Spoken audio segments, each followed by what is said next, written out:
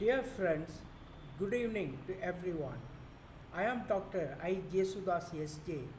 from St. Saviour's College of Education, Palayam Kotai, a former associate professor and a research supervisor.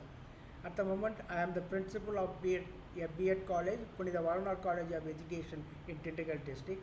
I am happy to announce to you I am uploading quite a lot of videos related to NET Paper 1 and NET Paper Education.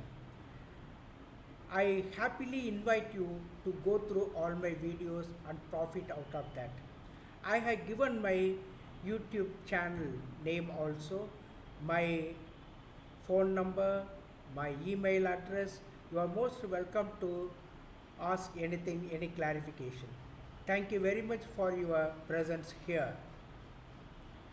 In this video, I am going to talk about hypothesis testing procedures and some questions related to it, some important questions. Let us enter into this video presentation. Dear friends, what is hypothesis testing? What is the definition? The hypothesis testing is a statistical test used to determine whether the hypothesis assumed for the sample of data stands true for the entire population or not. Simply, the hypothesis is an assumption which is tested to determine the relationship between two data sets. Hypothesis testing is an act in statistics whereby an analyst tests an assumption regarding a population parameter. Hypothesis testing is used to assess the feasibility or the plausibility of a hypothesis by using sample data. What are the types of hypothesis testing? There is famous null hypothesis. The null hypothesis, denoted by H0, is usually the hypothesis that sample observations result purely from chances.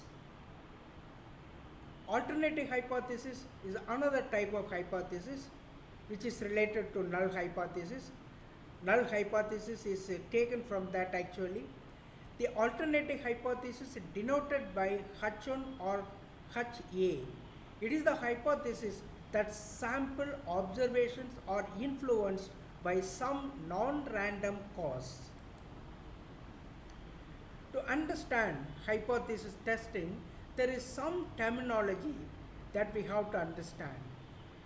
There is p-value, the probability of obtaining the observed results of a test, assuming that the null hypothesis is correct. A smaller p-value means that there is stronger evidence in favor of the alternative hypothesis. Alpha, the significance level, the probability of rejecting the hypothesis when it is true. It is also known as type 1 error. What is the explanation of these basic concepts? Let us use the coin example so that we can understand these terms better. The null hypothesis in our example is that the coin is a fair coin and that the observations are purely from chance. The coin is faultless and the observations are purely from the probability, chances. The alternative hypothesis would be that the coin is not fair. Perhaps all sides, two sides containing tails or heads is something wrong. So the coin is not fair and thus the observations did not happen by chance. By random cause it happens.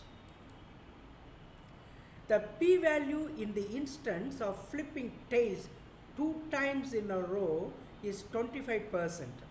And 6 times in a row is 1.56%. This we have to keep in mind how this calculation comes. The probability of flipping tails 2 times means 1/2 into 1/2. That is equal to 1 by 4. That is nothing but 25%. The probability of flipping tails is 6 times. Then we have to, multiply off 6 times. Off into off into off into off into off into off. That is 1 by 16. That is equal to 1.56%. The alpha or level of significance in most instances would be 5%. How to reject or how not to reject? The main rule in determining whether you reject the null is this. If the p-value is greater than the alpha, that is 5% or 1% level of significance, do not reject the null. Let us keep this in mind. If the p-value is greater than the alpha, 5% or 1% level of significance, do not reject the null hypothesis. In the case of flipping tails 2 times in a row, we would not reject the null since 25% is greater than 5%. However, in the case of flipping tails 6 times in a row, we would reject the null hypothesis since 1.56% is less than 5%. What is the point of significance, level of significance testing? It is used to determine how likely or unlikely a hypothesis is for a given sample of data. So, significance testing is nothing but this. It is used to determine how likely or unlikely a hypothesis is for a given sample of data. The last part of the statement is very important. For a given sample of data, it is very important because more often we won't be able to get an infinite amount of data that represents the entire population. That's why we say for the given sample of data, we calculate. Steps for hypothesis testing. State your null and alternative hypothesis. Number 1, the null hypothesis is typically states that everything is as normally was and that nothing has changed. Then the second step, set your significance level, the alpha. This is typically set at 5%, but can be set at other levels depending on the situation and how severe it is to committing a type 1 or 2 error. Steps for hypothesis testing continues. The third step will be collecting sample data and calculating sample statistics. Fourth step will be calculate the p-value for a given sample statistics. Once you get the sample statistics, you can determine the p-value through different methods.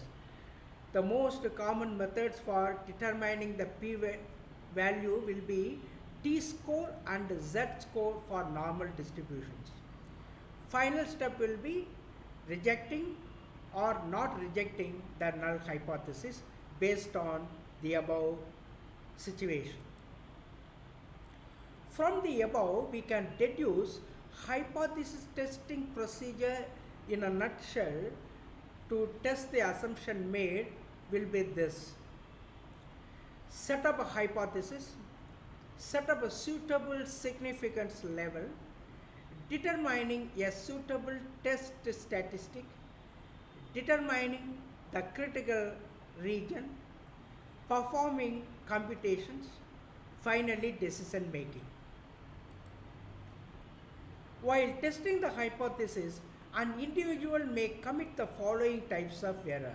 It's very important. Type 1 error, type 2 error. What do they mean? Type 1 error. True null hypothesis is rejected. That is, hypothesis is rejected when it should be accepted. Please keep this in mind. Type 1 error says or gives this result. True null hypothesis is rejected when it should be accepted.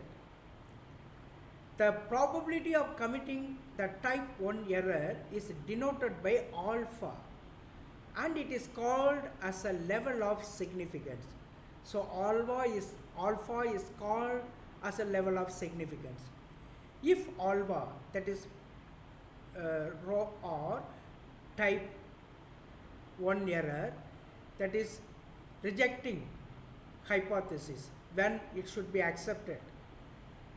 So that goes, so 1 minus alpha corresponds to the concept of confidence level. So the alpha is the level of significance. 1 minus alpha corresponds to the concept of confidence level. Type 2 error. A false null hypothesis is accepted, that is, hypothesis is accepted when it should be rejected. A false null hypothesis is accepted, that is, hypothesis is accepted when it should be rejected, then that is called type 2 error. The probability of committing the type 2 error is denoted by beta. So that is the formula given here. If beta is equal to BR, that's equal to BR, accept hypothesis when null hypothesis is false. 1 minus beta, what does this mean? 1 minus beta means the power of a statistical test. What is a suitable significance level? Once the hypothesis about the population is constructed, the researcher has to decide the level of significance. That is, a confidence level with which the null hypothesis is accepted or rejected. The significance level is denoted by alpha and is usually defined before the samples are drawn such that the results obtained do not influence the choice. In practice, we either take 5% or 1% level of significance. If the 5% level of significance is taken, it means that there are 5 chances out of 100 that we will reject the null hypothesis when it should have been accepted. That is, we are about 95% confident that we have made the right decision. That is the understanding of 5% level of significance. Similarly, if the 1% level of significance is taken, it means that there is only 1 chance out of 100 that we reject the hypothesis when it should have been accepted. And we are about 99% confident that the decision made is correct. What is the critical region? Before the samples are drawn, it must be decided that which values to the test statistic will lead to the acceptance of null hypothesis and which will lead to its rejection. So the critical region is this. Before the samples are drawn, it must be decided that which values to the test statistic will lead to the acceptance of null hypothesis and which will lead to its rejection. The values that lead to rejection of the null hypothesis is called the critical region. Please keep this in mind. The values that lead to the rejection of the null hypothesis is called the critical region. Now some of the questions. A researcher commits a type 1 error when, of course, so many distractions are there.